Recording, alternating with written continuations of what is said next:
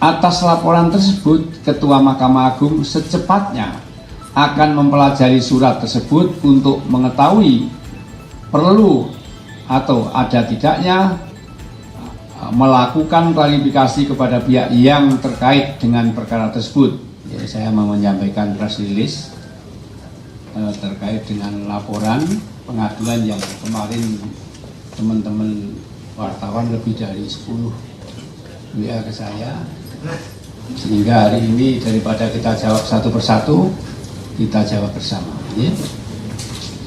Mahkamah Agung RI telah menerima surat pengaduan nomor 15/8/2025 tanggal 4 Agustus 2025 tentang dugaan pelanggaran kode etik dan profesionalisme yang dilakukan oleh Hakim Perkara Tindak Pidana Korupsi nomor 34/Pitsus TPK/2025 PN Jakarta Pusat atas nama terdakwa Thomas Trikasih Lembong di Pengadilan Tindak Pidana Korupsi pada Pengadilan Negeri Jakarta Pusat. Surat tersebut diajukan oleh tim kuasa hukum Thomas Trikasih Lembong kepada Mahkamah Agung Republik Indonesia, Jaki, Ketua Badan Pengawasan MARI. Atas laporan tersebut, Ketua Mahkamah Agung secepatnya akan mempelajari surat tersebut untuk mengetahui perlu atau ada tidaknya melakukan klarifikasi kepada pihak yang terkait dengan perkara tersebut karena dugaan adanya perbuatan yang melanggar kode etik dan pedoman perilaku hakim. Terkait permasalahan sertifikasi hakim tipikor atas hakim yang menangani perkara tindak pidana korupsi nomor 34/Pitsus TPK/2025 PN Jakarta Pusat atas nama terdakwa Thomas Trikasih Lembong berdasarkan data dari Pengadilan Tipikor pada Pengadilan Negeri Jakarta Pusat.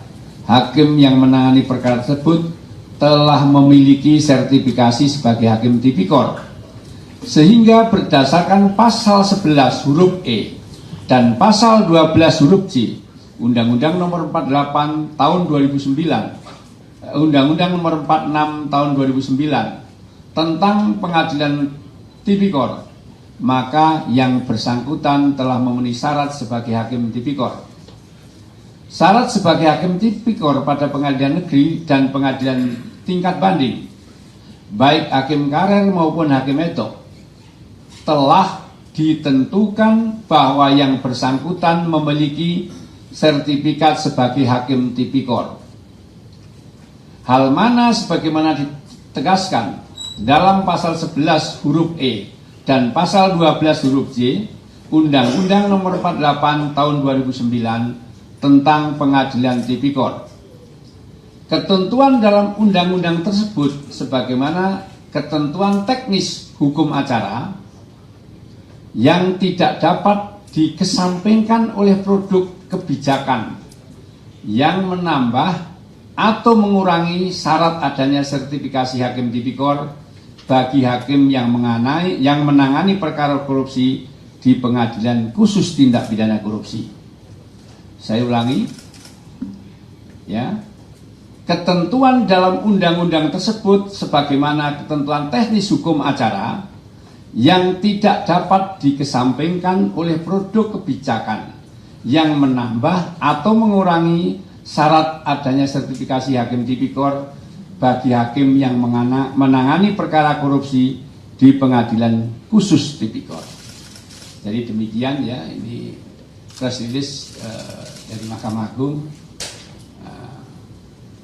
yang kami sampaikan pada hari ini. Demikian.